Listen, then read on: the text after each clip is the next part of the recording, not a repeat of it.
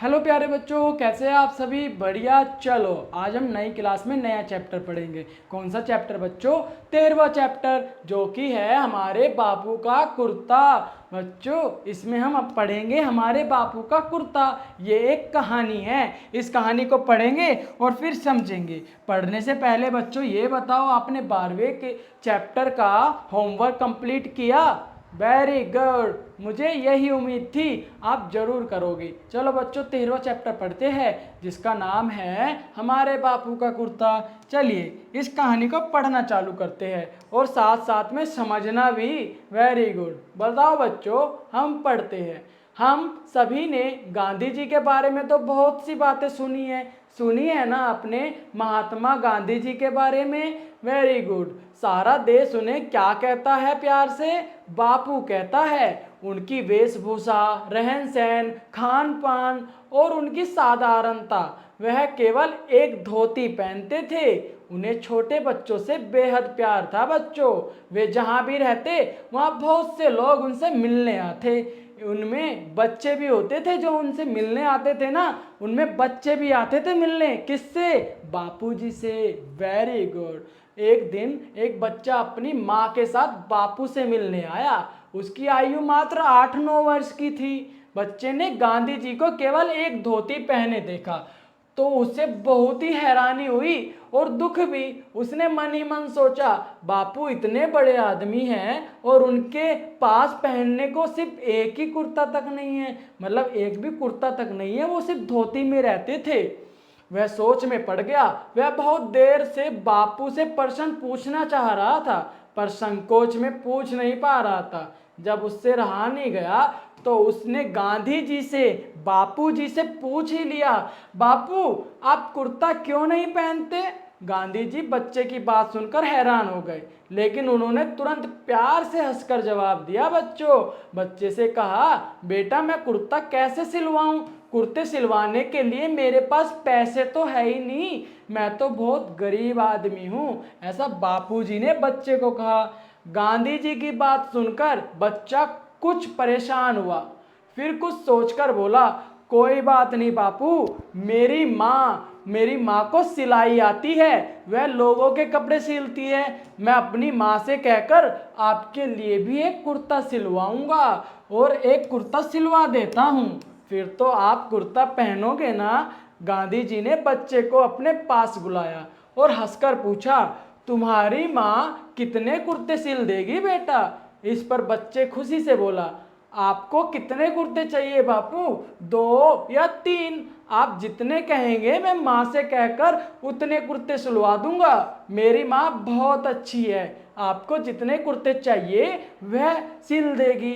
Very good बच्चों, आप कहानी को बहुत अच्छे से समझ रहे हो। चलो आगे चलते हैं। अब गांधी जी सोच में पड़ गए कि बच्चे को कैसे समझाऊं। उन्होंने कहा, लेकिन बेटा मैं अकेला नहीं हूं, जब तक मेरे सारे भाई बहनों के शरीर पर कपड़े नहीं हो जाते मैं अकेला कैसे कुर्ता पहन सकता हूं?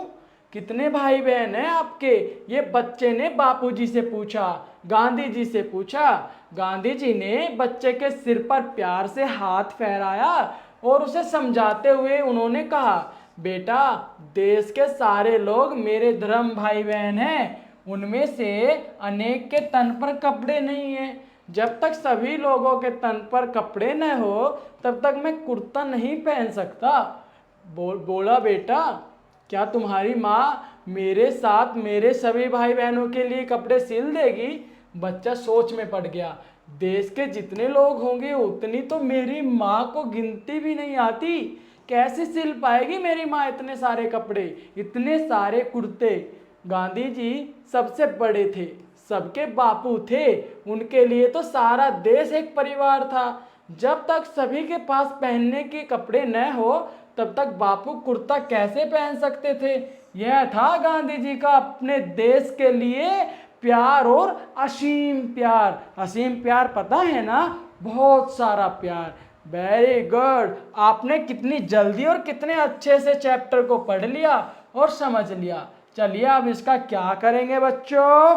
अभ्यास। क्यों? ताकि हमें पता चल सके हमने इस चैप्टर से कितना पढ़ा और समझा है। चलिए बच्चों बताओ पहला प्रश्न क्या पूछता है। यहाँ पे कुछ 3 प्रश्न दिए हैं, इनके हमें जवाब लिखने हैं। लिख दोगे ना, क्योंकि आपने तो चैप्टर अच्छे से पढ़ा है, कहानी भी तो सुनी है साथ में बापूजी की असीम प्यार देशवासियों के प्रति। Very good. चलो बताओ बापू ने बच्चे के प्रश्न का क्या उत्तर दिया। बापू ने प्रश्न उत्तर दिया, क्या दिया कि तुम्हारी माँ कितने कुर्ते सिल देगी। Very good. बापू ने कुर्ता नहीं पहनने का पहला कारण बच्चों को क्या बताया। उसने बताया कि मेरे और भी भाई बहन हैं, क्या और भी भाई बहन हैं, क्या उनके लिए तुम्हारी माँ कुर्ता सिलेगी, ये कहा। उसके बाद बच्चे की माँ क्या काम करना जानती थी, सिलाई करना जानती थी बच्चों। वेरी गुड, आपने तीनों के आंसर दे दिए। बच्चों यहाँ पे 3 क्या पे लिखा है, खालिस्तान, उसको भरना है। जैसे देश के सारे लोग बापू के क्या है, धर्म भाई बहन हैं, उनकी साधारण वो क्या है, उनकी जो वेशभूषा है वो क्या है, बहुत साधारण थी। गांधी जी का रहन सहन बहुत साधारण था। यहाँ पे क्या लिखना है, धर्म, यहाँ पे क्या आएगा, यहाँ पे वेशभूषा आएगी ये वाला, और यहाँ पे आएगा साधारण। आपका तो दूसरा खालिस्तान भी मतलब दूसरा प्रश्न भी हल हो गया, खालिस्तान वाला। चलो तीसरा हम क्या करते हैं, सही को सही और गलत को छोड़ देते हैं। पहले हम सही पर निशान लगाएंगे। जैसे बच्चा अपनी क्या किसके साथ आया था, माँ के साथ आया था, तो हमें यहाँ लिखना है माँ। वेरी गुड, यहाँ पे माँ लिखना है और यहाँ पे क्या करना है, सही का निशान करना है। गांधी जी बच्चे का सवाल सुनकर हंस पड़े थे, प्रसन्न हुए थे या चकरा गए थे, हंस पड़े थे। Very good. लो, गांधी जी ने बच्चे को समझाया कि सारा देश एक क्या है, परिवार है। वेरी गुड, आपने सही को सही कर दिया। चलिए 4th वाला करते हैं। कुछ वाक्यों में क्रिया का शुद्ध रूप लिखिए बच्चों।